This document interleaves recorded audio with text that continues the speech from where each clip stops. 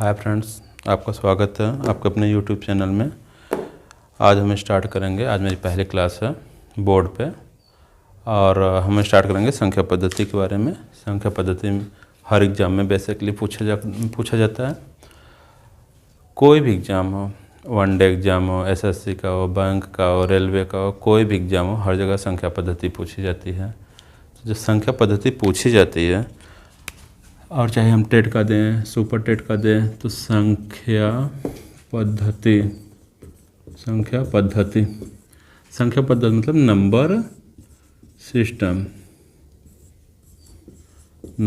System. तो system समझने के पहले हमें सबसे पहले क्या समझना पड़ेगा? नंबर। आखिर नंबर के बारे में नहीं जानेंगे तो फिर हम किसी और भी चीज़ के बारे में कल्पना करना वैसा ही होगा कि जैसे हमें ट्रेन का सफ़र भी करना है और इंजन का अता पता भी ना हो ट्रेन का। चलिए स्टार्ट करते हैं। नंबर सिस्टम होता क्या है? नंबर सिस्टम में देखिए कई चीज़ें, कई पॉइंट आते हैं। हर एग्ज़ाम का अलग अलग लेवल है।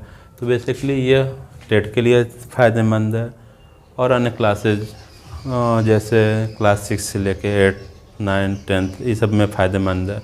उसके बाद बैंक के लिए फ़ायदेमंद, रेलवे के लिए, यूपीपी, यूपीएसआई, इन सब एग्ज़ामों के लिए फ़ायदेमंद है। लेकिन यह बेसिक कॉन्सेप्ट, इससे क्वेश्चन नहीं बनेगा। लेकिन ये नहीं आएगा तो आगामी समझ पाना कहीं ना कहीं मुश्किल होगा, ये कन्फर्म है।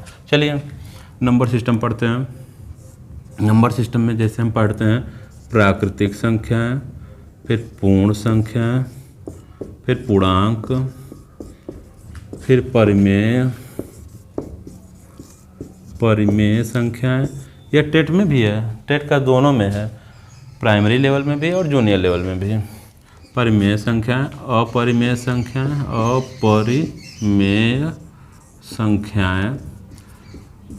उसके बाद आपसे कुछ क्वेश्चन पूछेंगे, इसको बता लें। फिर अपरिमेय हो गया, फिर आ जाएगा आपका यहाँ एक वास्तविक संख्याएं।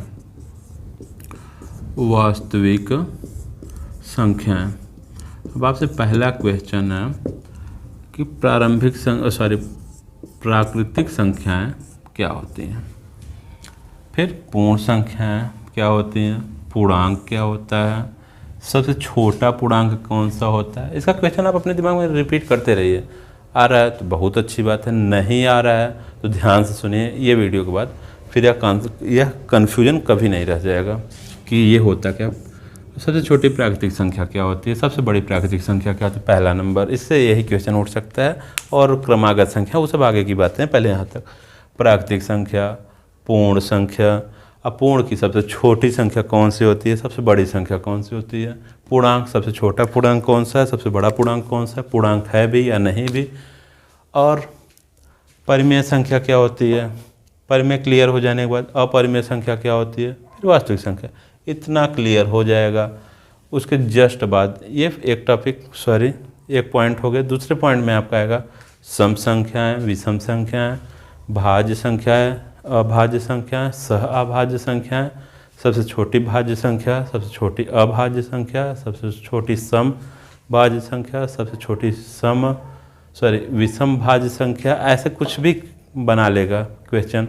तो आप लोग को जब तक क्लियर नहीं रहेगा क्या कॉन्सेप्ट, तो फिर इसका क्वेश्चन या तो गलत करके आएंगे या तुक्का लग जाएगा, इससे ज़्यादा कुछ नहीं। तो चलिए हम स्टार्ट करेंगे प्राकृतिक संख्याओं से। या नंबर सिस्टम में कहाँ से स्टार्ट करेंगे? नेचुरल नंबर से।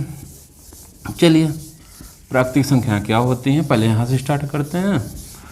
तो प्राकृतिक संख्याएं हम लोग बचपन से पढ़ते आ रहे हैं, गिनती वाली संख्या है, 1 से 1 से लेकर 100 तक। तो जो गिनती वाली संख्या होती है, जो काउंटेबल नंबर होते हैं, जो काउंट किया जाता है, उसी को हम क्या कहते हैं? प्राकृतिक संख्या। जैसे, चलिए जैसे नहीं, पहले यही क्लियर करते हैं। प्राकृतिक संख्याएं,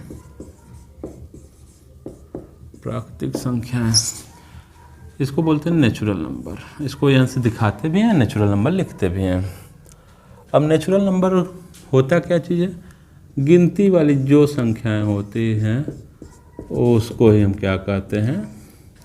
प्राकृतिक संख्या। कहाँ से स्टार्ट होती है? 1 से स्टार्ट होकर इनफाइनाइट तक जाती है या अनंत तक जाती है। अनंत होता क्या है? अनंत परिभाषित ही नहीं है। तो इसलिए उसको हम इस सिंबल से दिखाते हैं, और इसको क्या कहते हैं, अपरिभाषित है, अनंत तक है। तो हमारी प्राकृतिक संख्या कहाँ से स्टार्ट होती है, 1 से। तो 1 हमारी क्या हो जाएगी, सबसे छोटी प्राकृतिक संख्या क्या होती है, 1, और सबसे बड़ी प्राकृतिक संख्या होती ही नहीं है। तो आप लोग लिख सकते हैं सबसे छोटी प्राकृतिक संख्या क्या होती है, 1, और सबसे बड़ी प्राकृतिक संख्या होती ही नहीं है। और बस इसमें एक ही कॉन्सेप्ट है कि 1 से स्टार्ट होकर अनंत तक जाए, वही हमारी प्राकृतिक संख्या है। अब इसके बाद आता है पूर्ण संख्या। इसके बाद आता है पूर्ण संख्याएं। पूर्ण संख्याएं क्या होती है, यदि इसी के साथ हम 0 लिख दें, इसको काहे दिखाते हैं, W से। तो W से दिखाते हैं, तो अभी कहाँ से स्टार्ट होगा, 0 से। 0 से लिख के 1 2 3 कहाँ तक, इनफाइनाइट तक। अब इनफाइनाइट ये है तो जाहिर सी बात है कि भी सबसे बड़ी पूर्ण संख्या हो नहीं सकती है, और सबसे छोटी पूर्ण संख्या क्या हो जाएगी हमारी, 0। तो कहने का मतलब क्या है, प्राकृतिक संख्या कहाँ से स्टार्ट होती है, 1 से स्टार्ट होकर कहाँ तक जाती है, इनफाइनाइट तक। सबसे छोटी प्राकृतिक संख्या 1 है, बेसिक सी बात है, और सबसे बड़ी प्राकृतिक संख्या होती नहीं। पूर्ण संख्या कहाँ से स्टार्ट हो रही है, तो पूर्ण संख्या 0 से स्टार्ट होकर इनफाइनाइट तक जा रही है, और सबसे छोटी पूर्ण संख्या जो होती है वो हमारी 0 होती है, और बड़ी पूर्ण संख्या होती ही नहीं। इसके बाद बारी आती है आपकी पूर्णांक के बारे में। चलिए पूर्णांक भी यहीं लिख लेते हैं, फिर इसका बेसिक कॉन्सेप्ट आपको क्लियर हो जाएगा। पूर्णांक संख्याएं। पूर्णांक संख्याएं क्या हैं, इसको लिखो। पूर्णांक संख्याओं को क्या कहा दिखाते हैं, इंटीजर, I से या Z से। I से भी आप दिखा सकते हो, और इसको Z से भी दिखा सकते हो। पूर्णांक क्या होता है, पूर्ण संख्याएं। पूर्ण संख्याओं को कहाँ तक जाती है भाई, आपको भी पता है। अब इसके साथ ऋण वाली संख्याओं को रख दिया जाए तो कहाँ तक जाती है, माइनस इनफाइनाइट से -1 तक, ये हमारा ऋण पूर्णांक हो गया, और 1 से लेकर इनफाइनाइट तक ये धन पूर्णांक हो गया। तो हम इसको क्या बताते हैं, ये हमारा धन पूर्णांक हो गया, ये हमारा धन पूर्णांक हो गया, और ये हमारा क्या हो गया, ऋण पूर्णांक। ऋण पूर्णांक। और 0 क्या होता है, ना तो प्लस होता है, ना तो निगेटिव होता है। तो चलिए पहले आप लोग इसका स्क्रीनशॉट ले लीजिए। अब चलिए, तो प्राकृतिक संख्या क्या होती है, गिनती वाली संख्याओं को हम प्राकृतिक संख्या कहते हैं। वह 1 से स्टार्ट होकर अनंत तक जाती है। सबसे छोटी प्राकृतिक संख्या क्या होती है, 1 होती है। सबसे छोटी पूर्ण संख्या, सबसे छोटी प्राकृतिक संख्या क्लियर। अब पूर्ण संख्या की बारी आती है। प्राकृतिक संख्याओं के साथ यदि हम किसको रख दें, 0 को, तो टोटल को हम क्या कहते हैं, पूर्ण संख्या। अब टोटल को हम क्या कहेंगे, पूर्ण संख्या। पूर्ण संख्या कहेंगे।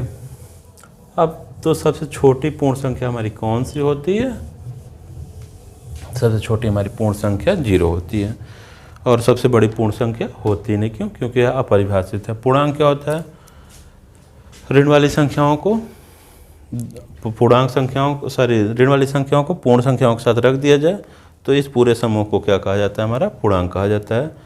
1 से लेकर अनंत तक जो प्राकृतिक संख्या होती है उनको धन पूर्णांक भी कहते हैं। इसको हम दिखाते हैं I+ से। क्या दिखाएंगे, I+ से। और जो ऋण वाली संख्या होती है इसको क्या दिखाएंगे, I नेगेटिव से। और जो 0 होता है या न तो धन होता है, न तो पॉजिटिव होता है, न तो नेगेटिव होता है, दोनों चीज़। इतना क्लियर हो रहा होगा। चलिए अब इसमें बस इतना ही कॉन्सेप्ट है कि सभी प्राकृतिक संख्याएं जो होती हैं पूर्ण संख्या होती हैं, और सभी प्राकृतिक संख्याएं देखिए इसमें आ रही है तो पूर्णांक भी होती हैं। सभी पूर्ण संख्याएं जो होती हैं वो भी पूर्णांक होती हैं, इतना याद रखिएगा। क्लियर। चलिए अब इससे आगे बढ़ते हैं। अब इसके बाद आता है आपका परिमेय संख्या, अपरिमेय संख्या। परिमेय संख्या क्या होती है वो भी क्लियर कर लेते हैं अभी,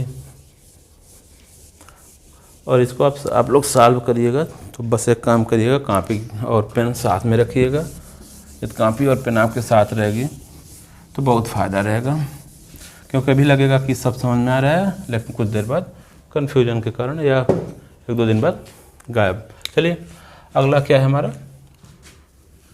अगला क्या है,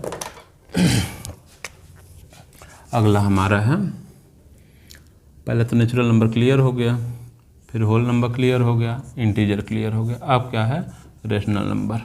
रेशनल मतलब परिमेय, परिमेय संख्या। परिमेय संख्याएं क्या होती हैं, रेशनल नंबर। अब रेशनल नंबर को कैसे लिखा जाएगा, जो संख्याएं p/q के रूप में लिखी जाएंगी, अर्थात जितनी भी भिन्न होती है, जितनी भी प्राकृतिक संख्याएं हैं, पूर्ण संख्याएं, पूर्णांक है, सभी क्या होती हैं परिमेय संख्या। समझाते हैं कैसे, p और q क्या होंगे, पूर्णांक, और क्या होंगे, पूर्णांक। लेकिन q का मान जो होगा वह 0 के बराबर कभी भी नहीं होना चाहिए, क्योंकि अपरिभाषित हो जाएगा। किसी भी संख्या में हम 0 से भाग देंगे तो वह अपरिभाषित हो जाएगा, जो कि एक परिमेय संख्या नहीं होगी, जो कि एक परिमेय संख्या नहीं होगी। इसलिए 2/3, 1/2 जैसी संख्या हमारी क्या कहलाएंगी, क्यों, क्योंकि इनका मान एक, ये हमारा एक, ये लिख दीजिए, इसका मान क्या होगा 0/3 का, 0/3 बराबर 0 होता है, जो कि एक पूर्णांक है और एक परिमेय भी है। क्या है, एक परिमेय भी है। तो इसलिए p का मान 0 हो सकता है, लेकिन q का मान 0 नहीं हो सकता है। तो इसलिए कोई भी भिन्न हो, 4/5 ले लो, 8/10 ले लो, दुनिया की कोई भी संख्या, कोई भी संख्या हम रख लेते हैं, वो हमारा क्या होगा, एक परिमेय संख्या होगी, लेकिन भिन्न के रूप में होना चाहिए। और भिन्न के रूप में नहीं है, जैसे 5 है तो इसको हम भिन्न में बदल लेते हैं, 5/1। कोई भी संख्या है, 15 ले लीजिए आप, बटे 1 कर दीजिए, तो ये सब क्या हो जाएगा, एक परिमेय संख्या के रूप में हो जाएगी। तो आई होप कितना आपका क्लियर हो रहा होगा। परिमेय संख्या p/q के रूप में लिखी जाएंगी। p/q क्या होता है, एक स्क्रीनशॉट ले लीजिए। p/q क्या होता है, एक परिमेय संख्या कहलाती है। p और q क्या होते हैं, पूर्णांक होते हैं। और अब इसके बाद अपरिमेय संख्या, हाँ इसका एक और, इसमें एक चीज़ और देख लीजिए, ये बहुत इम्पॉर्टेंट है, यह एक इम्पॉर्टेंट है। चलिए इम्पॉर्टेंट में क्या है कि कोई भी संख्या जो भिन्न में है, भिन्न में है, तो इसका जो दशमलव होगा, दशमलव, अब दशमलव जो होगा इसका प्रसार होगा, जो दशमलव प्रसार होगा, एक का शांत आएगा, एक का क्या आएगा, अशांत आएगा। जब शांत मिलेगा आपको तो ये परिमेय संख्या है, अशांत है ये भी क्या है, परिमेय संख्या। लेकिन अब अशांत में 2 चीज़ें हो जाएंगी, एक आवर्ती, एक अनावर्ती। अनावर्ती मतलब जिसका रिपीट ना हो। अनावर्ती आ जाएगा तो जाहिर सी बात है ये हमारा अपरिमेय संख्या हो जाएगी, आवर्ती रहेगा तो ये हमारा परिमेय संख्या हो जाएगी, शांत रहेगा तो भी। अब इसका एक उदाहरण दे देते हैं, जैसे 2/3, अब 3 में भाग देते हैं, सॉरी उल्टा लिख दिया, 3 और यहाँ 2,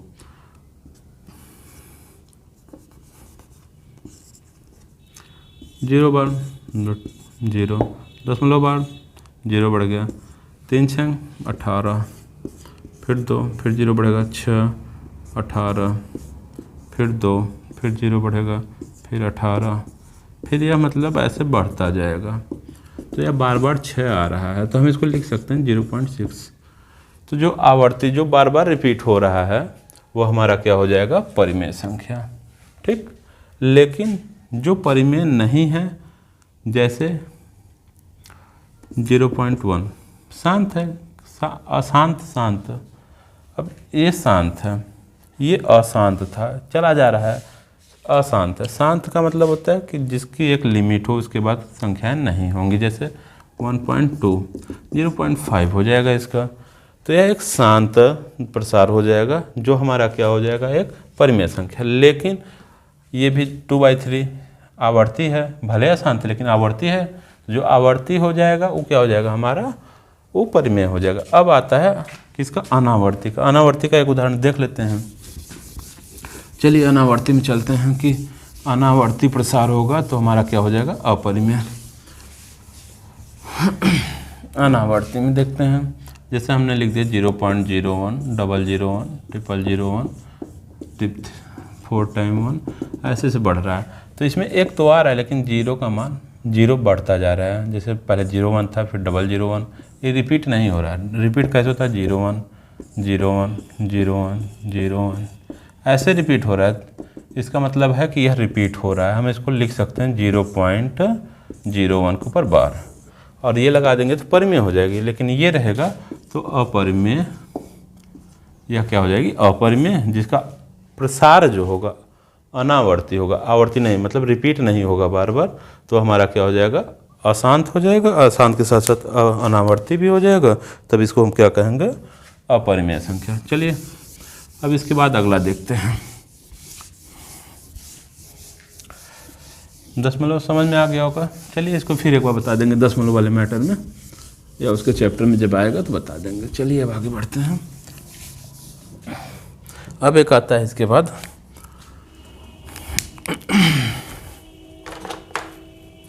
एक आता है इरेशनल नंबर। इसको बोलते हैं अपरिमेय संख्या, अपरिमेय संख्या। तो इसको सीधा सीधा एक लाइन में आप लोग लिखो, जो संख्या p/q के रूप में ना लिखी जा सके उसे हम क्या कहेंगे, अपरिमेय संख्या। इसका एक टॉपिक होता है जो रूट वाली संख्याएं हैं, वो हमारा क्या हो जाएगा, वो हमारा अपरिमेय संख्या हो जाएंगी, पहला नंबर। दूसरा नंबर जिसका दशमलव प्रसार क्या होगा, अनावर्ती होगा, वो भी हमारा क्या हो जाएगा, अपरिमेय संख्याएं हो जाएंगी। ठीक, आई होप इतना क्लियर हो गया होगा। आप लोग इसका स्क्रीनशॉट ले लीजिए, फिर इसको एक बार क्लियर कर देते हैं, फिर आगे बढ़ते हैं। अब परिमेय और अपरिमेय संख्याओं को एक साथ लिख दिया जाए, तो परिमेय संख्याओं को और अपरिमेय को एक बोरे में भर दीजिए। तो अब हमें क्या मिल जाएगा, उसको क्या कहेंगे, वास्तविक संख्याएं। वास्तविक संख्याएं, तो इसमें क्या आता है, परिमेय संख्याएं भी होती हैं और अपरिमेय संख्याओं के एक साथ अपरिमेय संख्याओं को एक साथ रख दिया जाएगा। परिमेय और अपरिमेय को एक साथ रख दिया जाएगा तो उसको क्या बोलेंगे, वास्तविक संख्याएं। चलिए इतना क्लियर हो गया होगा। अब फिर से एक बार रिपीट कर लेते हैं शुरू से। चलिए इसका स्क्रीनशॉट आप लोग ले लीजिए। तो अपरिमेय संख्या क्या, सॉरी फिर से चलिए रिपीट कर लेते हैं, स्क्रीनशॉट ले लीजिए एक बार।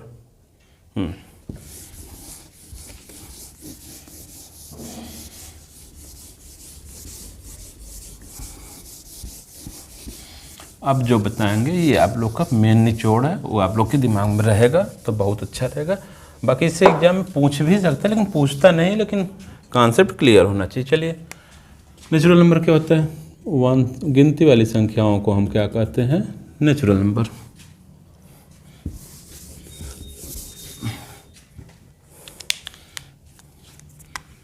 प्राकृतिक संख्या को हम कहाँ दिखाते हैं, n से। कहाँ से स्टार्ट होती है, 1 से कहाँ तक जाती है, अनंत तक। फिर उसके बाद आता है होल नंबर। प्राकृतिक संख्याओं के साथ हम 0 को भी रख दें तो हमारा क्या हो जाएगा, एक पूर्ण संख्या। फिर उसके बाद आता है इंटीजर। इंटीजर में कहते हैं माइनस इनफाइनाइट से लेके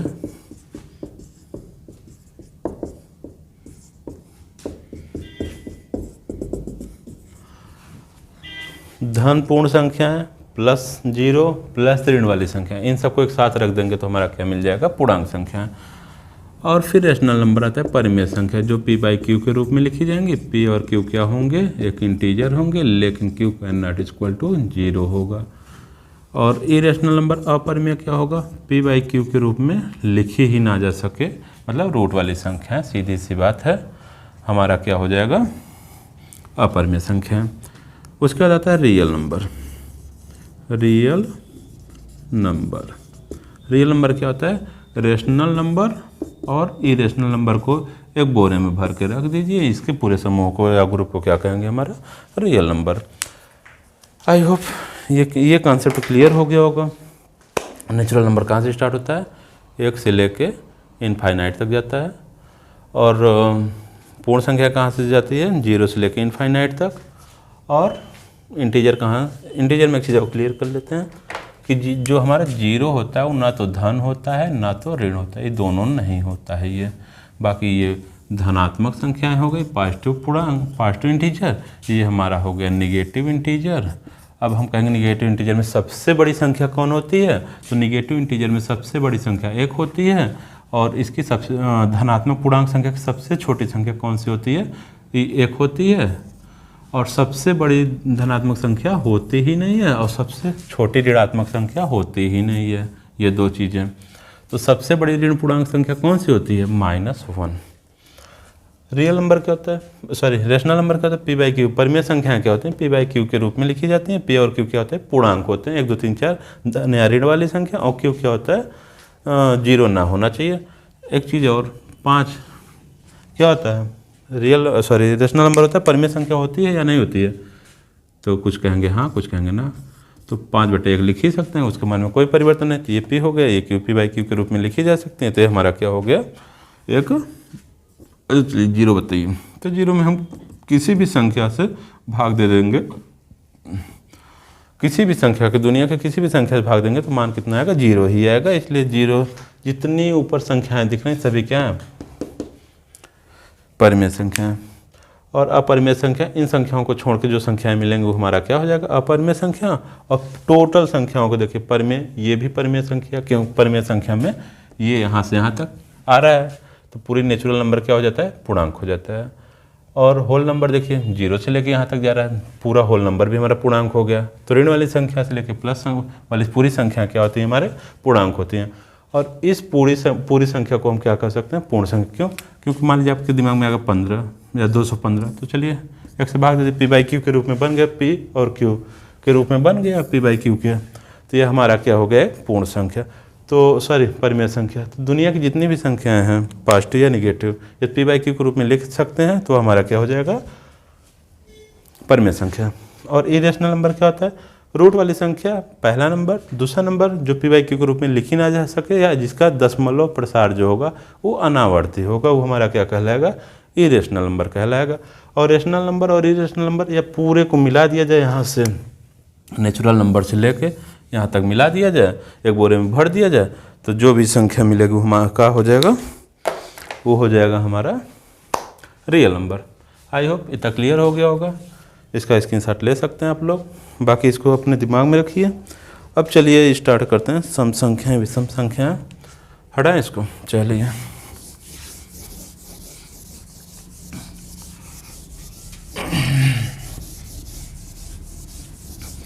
अब आएगा सम संख्या, विषम संख्या, भाज्य संख्या, अभाज्य संख्या, समाभाज्य संख्या।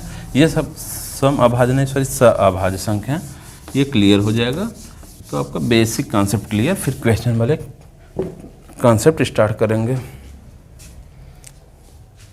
चलिए, सम संख्याएं, सम संख्याएं, सम संख्याएं क्या होती हैं, इसको इंग्लिश में क्या कहते हैं, इवन नंबर।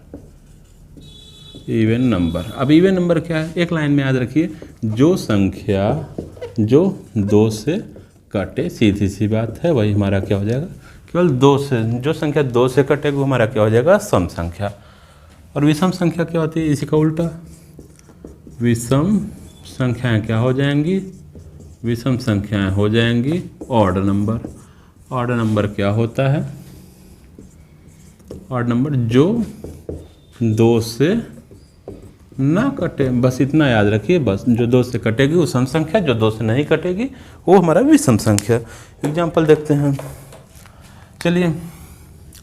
और हाँ, इसमें एक चीज़ और, जिसके लास्ट में 0 रहे, 2 रहे, 4 रहे, 6 रहे, 8 रहे, वो आँख बंद करके आप लोग बोल सकते हैं सम संख्या, क्योंकि 0 मतलब जिसके लास्ट में 0 रहेगी वो 2 से कट जाएगी, 2 भी कटेगा, 2 दूनी 4, 2 तीन 6, 2 छक्के 2 चौके 8, लगभग संख्याएं जो ये पूरी हैं पूरी की पूरी कट जाएंगी 2 से। अब ऑड नंबर में क्या होता है, लास्ट में 1 दिख जाए, 3 दिख जाए, 5 दिख जाए, 7 दिख जाए, 9, ये संख्याएं दिख जाएं तो जाहिर सी बात है वह भी सम संख्या। जैसे एग्जांपल लेते हैं, हमारा 14, तो लास्ट में 4 आ रहा है, तो यह क्या हो जाएगी सम संख्या। कैसे, 2 से कट करिए, 2 7 14 या 2 7 14, तो यह 2 से कट रहा है, जो 2 से कट जाएंगी वो हमारा इवन नंबर या सम संख्या। चलिए लास्ट में 1 आ गया, कटेगा नहीं, कैसे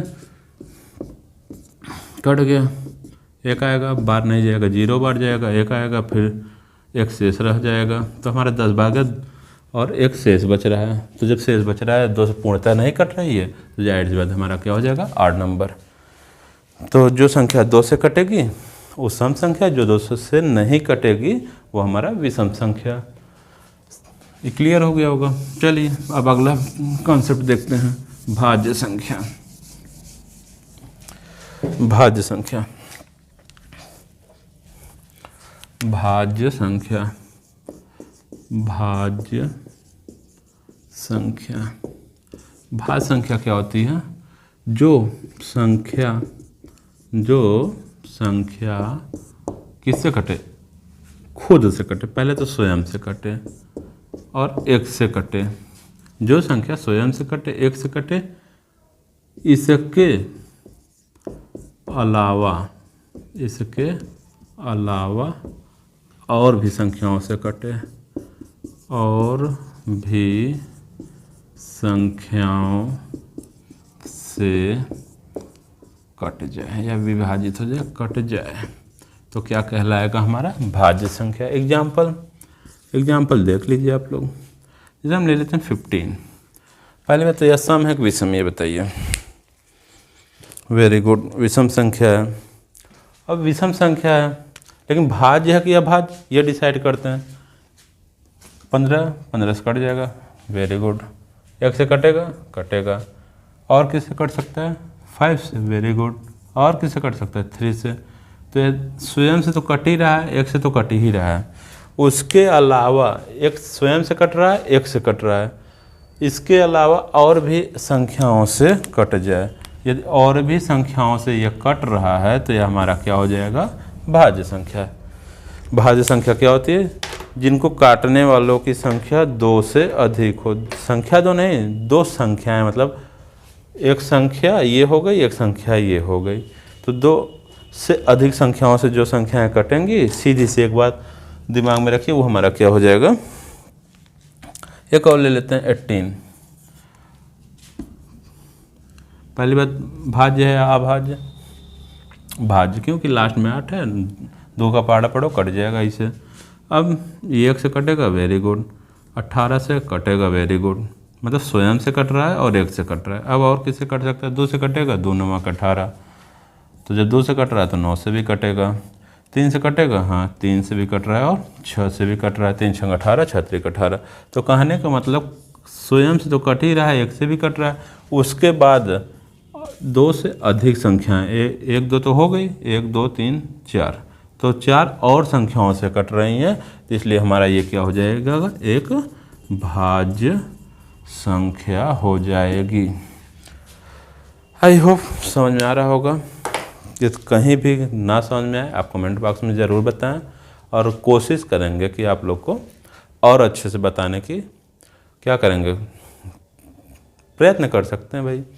और चलिए, तो भाज्य क्लियर हो गया होगा कि जो संख्याओं की कोई भी संख्या हो जो 2 से अधिक संख्याओं से कटे, वो हमारा क्या हो जाएगा, भाज्य। तो एक लाइन और इसी में याद रख लीजिए, 2 से अधिक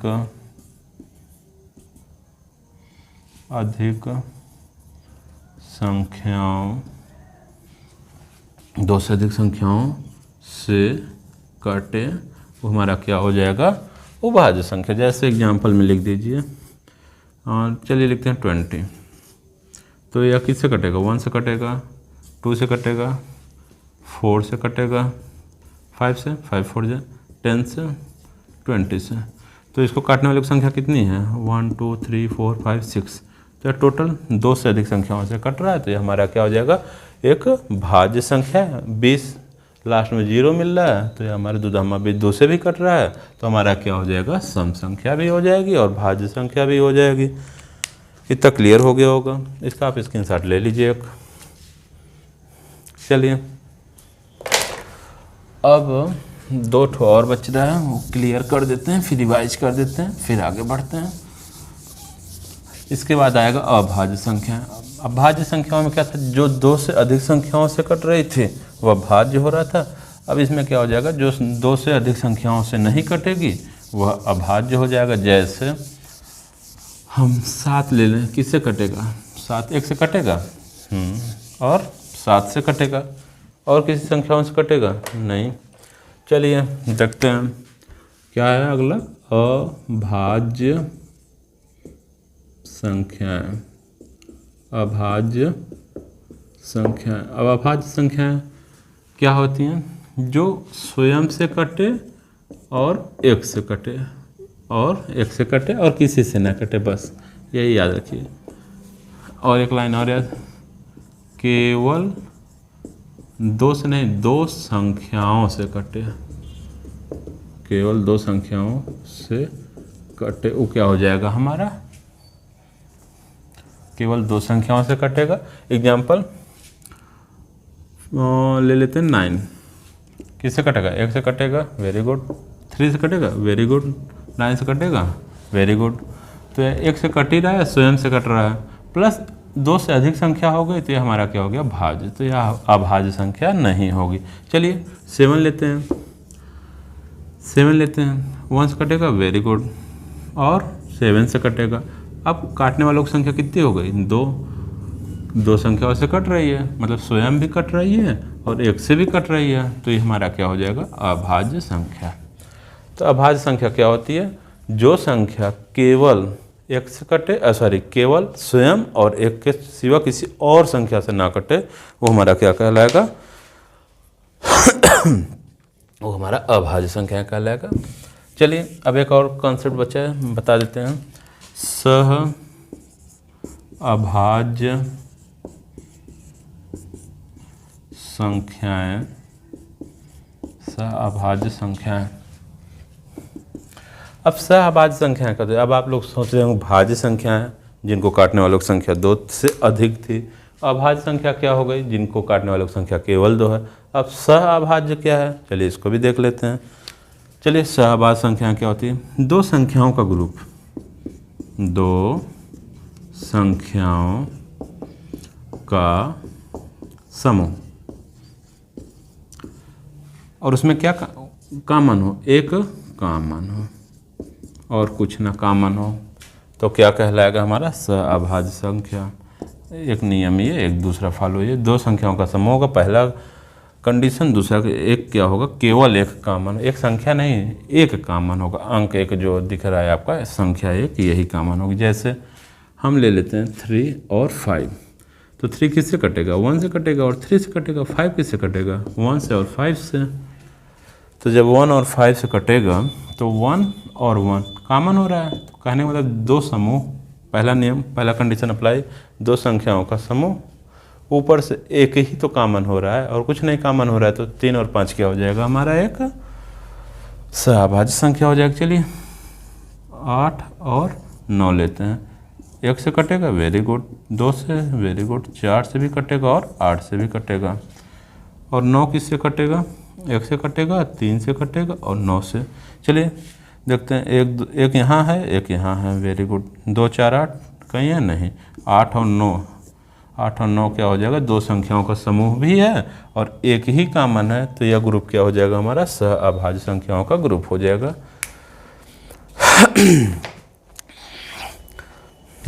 आई होप क्लियर हो गया होगा आप लोग का।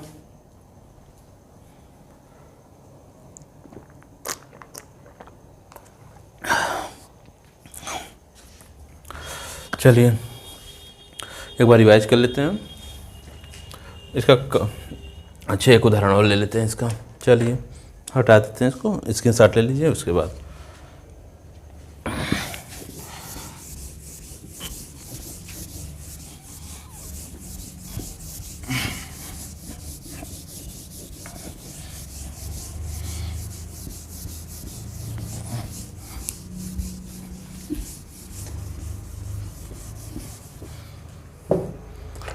अब जैसे ले लेते हैं हम 7 और 14, तो 1 से कटेगा, वेरी गुड, 7 से कटेगा, बस ये किससे कटेगा, 1 से कटेगा, 2 से कटेगा, 7 से कटेगा, 14, एक कॉमन, वेरी गुड, यहाँ 7 है, यहाँ 7 है। अब दो संख्याओं कॉमन हो गए ना, तो 7 और 14 का जो ग्रुप होगा वो सहअभाज्य संख्याओं का ग्रुप नहीं होगा या सहअभाज्य संख्याएं नहीं होंगी। चलिए यही आज का कॉन्सेप्ट था। अब बस इसको एक बार रिवाइज कर लेते हैं, फिर मिलते हैं नेक्स्ट वीडियो में। चलिए पहला क्या था हमारा, नेचुरल नंबर कहाँ से स्टार्ट हो रहा था, 1 से लेके कहाँ तक, इनफाइनाइट तक। फिर होल नंबर कहाँ से स्टार्ट हो रहा था, 0 से लेके कहाँ तक जाएगा, अनंत तक। होल नंबर मतलब पूर्ण संख्या। पूर्णांक कहाँ से स्टार्ट हो रही थी, पूर्णांक स्टार्ट हो रहा था माइनस इनफाइनाइट से लेके -3, -2, -1, 0 और उसके बाद का है 1, 2, 3 कहाँ तक, इनफाइनाइट तक। और फिर आ रहा था आपका रेशनल नंबर, p/q के रूप में लिखा जा रहा था। p और q क्या था आपका, इंटीजर था, और q नॉट इक्वल टू 0, क्योंकि इंटीजर में 0 भी आता है, लेकिन इस q को 0 के बराबर नहीं रखना है। इरेशनल नंबर में क्या आता है, सीधा सीधा एक लाइन में याद रखिए, रूट वाली संख्या और दशमलव का अनावर्ती प्रसार, एक हो गया। फिर उसके बाद रियल नंबर आता है। रियल नंबर में क्या होता है, rational number plus irrational number को मिला देंगे तो हमारा क्या हो जाएगा, रियल नंबर हो जाएगा। तो संख्याओं का जो प्रकार था ये इस प्रकार के थे। एक टॉपिक ये बताए थे। अब अगला टॉपिक और देख लेते हैं। चलिए इसका स्क्रीनशॉट लेना तो ले सकते हैं, एक लाइन में दिमाग में आ जाएगा। सबसे छोटी प्राकृतिक संख्या 1, बड़ी होती नहीं। सबसे छोटी 0 होती नहीं, बड़ी सबसे छोटी भी नहीं होती, सबसे बड़ी भी नहीं होती। सबसे छोटी ऋण पूर्णांक क्या होती है, -1 होती है, बस इतना याद रखिए। और 0 क्या होता है, न तो धन होता है न तो ऋण, दोनों चीज़ यह नहीं होता है। इसको ना तो निगेटिव कहेंगे ना पॉजिटिव कहेंगे। रियल नंबर क्या होता है, p/q के रूप में लिखी जाएंगे, ये हो गया। फिर इरेशनल नंबर रूट वाली संख्याएं और अनावर्ती प्रसार रियल नंबर। और रियल नंबर क्या होता है, रेशनल नंबर और इरेशनल नंबर को एक साथ रख दिया जाए, इसके समूह को हम क्या कहेंगे, रियल नंबर, वास्तविक संख्या। चलिए अब एक कॉन्सेप्ट जो और बचा है उसको भी क्लियर कर लेते हैं।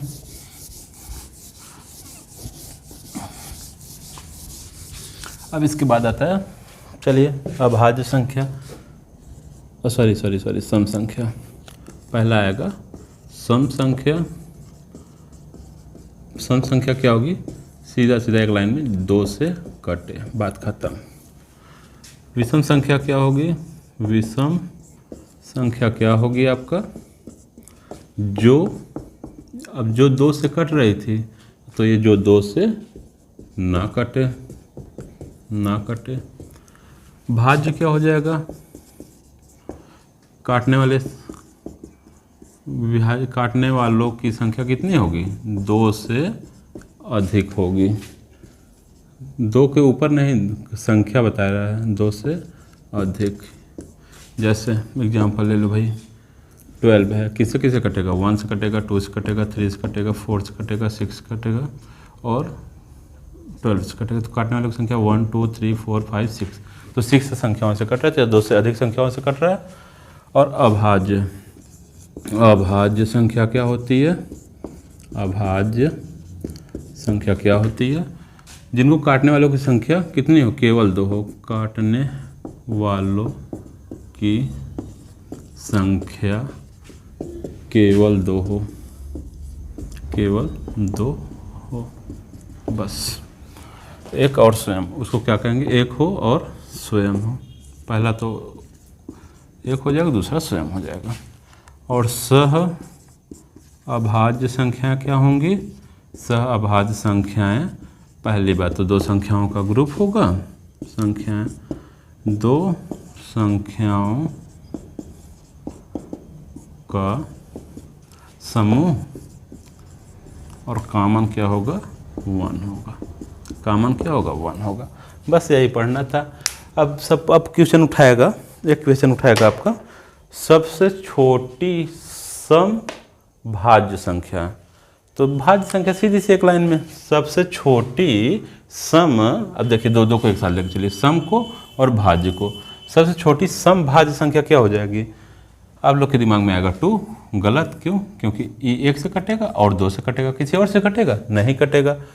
क्यों, क्योंकि भाज्य संख्या क्या होती है, काटने वालों की संख्या 2 से अधिक होनी चाहिए। अब 4 ले लेते हैं, तो जब 4 लेंगे तो 1 से भी कटेगा, 2 से भी कटेगा, 4। तो सबसे छोटी समभाज्य संख्या काटने वाली संख्या कितनी हो गई? 1 2 3, 3 ठो है, तो 2 से अधिक संख्याएं हो गई। तो हमारा क्या हो जाएगा? सबसे छोटी समभाज्य संख्या क्या हो जाएगी? 4। और सम अभाज्य क्या हो जाएगा? 2। ठीक। विषम में क्या आएगा? सबसे छोटी, ये क्लियर हो गया। सम जो होगा, भाज्य होगा, वह होगा हमारा 4, और सम जो होगा अभाज्य में क्या होगा? 2। अब चलिए विषम में आते हैं। विषम में